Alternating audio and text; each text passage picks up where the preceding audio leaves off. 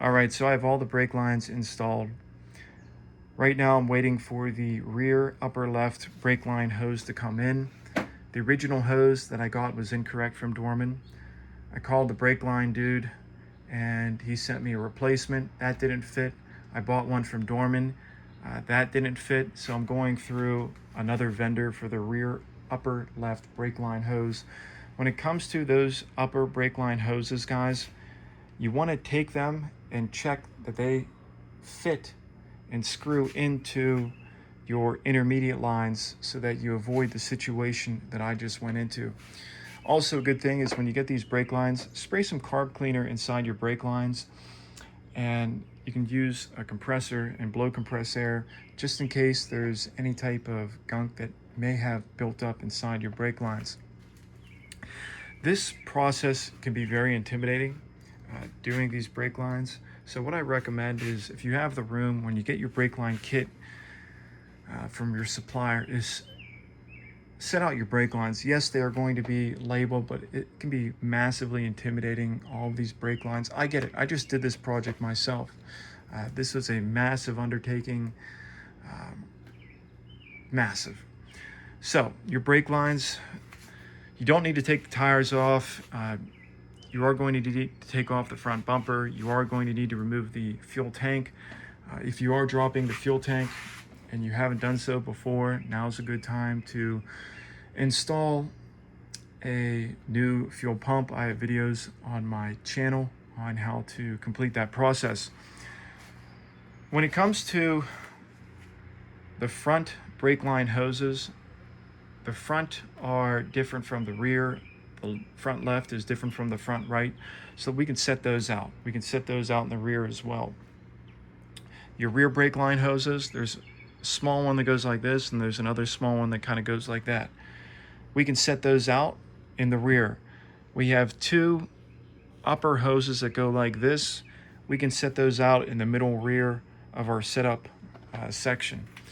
You have two intermediate lines. The line that goes right here, this is the one that's like an L shaped, and this one, it kind of goes up and drops down. That's the left rear brake. So notice where I'm standing. I am at the driver's side door, and that's how you're going to be looking at the schematic. This is the front left. Over there is the front right. Behind my left shoulder is the rear left, and over my right shoulder is the rear right. You have two master cylinder lines. I know some of you guys, those lines are going to be much bigger than the other lines. Now, how do you know which one goes in MC1 or MC2? Well, right there, that'll tell you. MC1, from what I remember, was slightly longer than MC2. So line them up and you'll be like, oh, okay, that makes sense. Now you know what MC1 is and MC2. The front left brake line hose kind of goes like this. So we can set that one, set that on the ground. Again, we've got our two intermediate lines over here. Our front right brake line hose comes in two pieces. So there's the piece in the front that kind of wraps around the frame, and they'll send you a nut and it'll connect and join up with another line. So we can set that off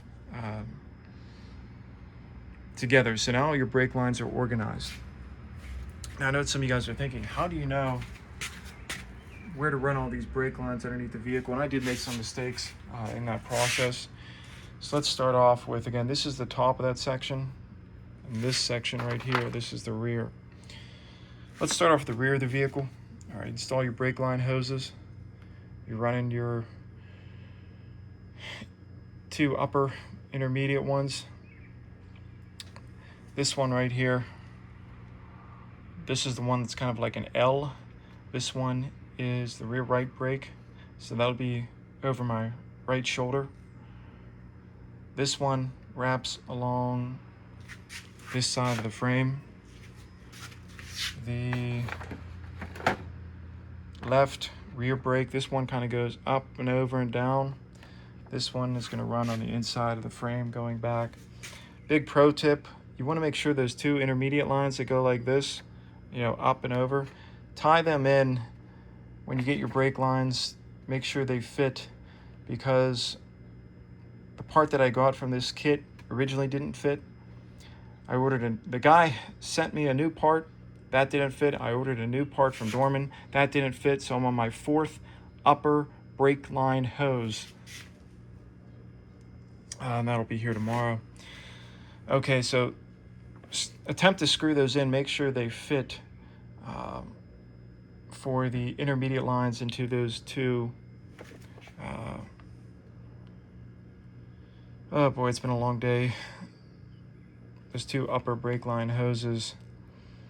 Okay, when it comes to the front of the vehicle and installation doing these, again, do your rear hoses, run the brake line hoses across, do your 2 upper, run your 2 intermediate lines to the junction box. You shouldn't have any problem with that. When it comes to removing all your brake lines, I can't remember if I mentioned it in this video, but what you want to do is take a Dremel tool and Dremel as closely as you can so that you can use a socket to go on top to get them to come loose. Some of them you will need long sockets to get them loose. Some of them you'll have to use this and get on top to get them off. One, I actually had to take a long wrench, put it on and hammer it to get it off. So you can spray some PB Blaster. It's also a good idea to have some carb cleaner up there to spray in. Do your best to get those threads cleaned. As you're doing this process, if your threads do get clean, you're going to take a wire brush and wire brush your threads and then hit them with carb cleaner. At one point, my brake line had fell on the ground and got really dirty.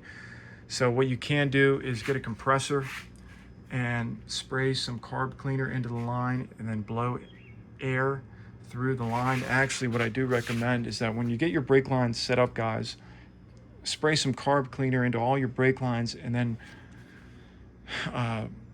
use compressed air to spray through the brake line. That way, in case anything at the factory got stuck, or maybe at your house, whatever situation, you know that there's nothing in the brake lines and you don't have any problems down the line. So we want these lines to be as clean as possible. Okay, what else do I have for you guys in this video? Biggest thing is patience, guys. This project will chew you up. I have no idea. I mean, actually, now that I think about it too, you're gonna have to take off this wheel well to work under there. I did not take off the wheel liner on the front on either side, but I had already had it off because I was doing the air suspension. Where am I going with this conversation? This process will chew you up. I probably have 40 hours into this, guys, probably a little more, 50, could be probably around 60 hours. And that's not even including the issues that I ran into with the fuel tank. I mean, this right here, it probably took me to get this skirt off inside. That probably took me 10 hours, probably 6 or 7, 8 hours, because those lines, or not the lines, but the threads strip and they get rusted off, and you have to Dremel them off.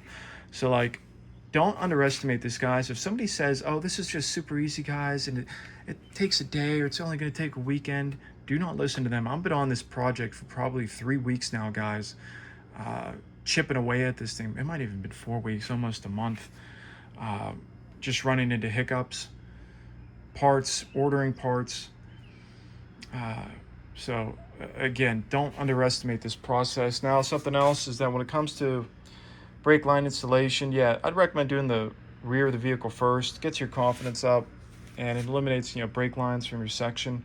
When you do the front section, you want to do the reservoir first. When you look at the clip underneath the vehicle, the center of the clip has much larger holes, and that's where you'll feed the MC1 and MC2, master cylinder 1 and 2, into. Then you can do the front left brake line over here, or the front right brake line in the passenger side. And then front left will run right here on the outside, and the front right, over there or run on the inside. Because I didn't go in order, mine are kind of all over the place underneath the vehicle. So what I'm gonna have to do is run some zip ties under there to hold it down. Now, it's not a super ghetto setup. It's much, much, much better than what it was. You have to understand there's nobody out there, guys, to give me advice on, oh yeah, how do you do Hummer H2 brake lines? So there are some videos online, but it's dark to see. I'm not trying to take away from their contributions, but it's just, for me, I wasn't able to follow along with their video. So again, you guys can do this, but don't underestimate this process. Good luck, and I can't wait to hear about when you guys get this up and running. Oh yeah, one thing, I used the tool from Harbor Freight. It's a self tool to bleed the brakes, or brake lines. So that's what I'll be using. Good luck. I'll see you soon. Goodbye.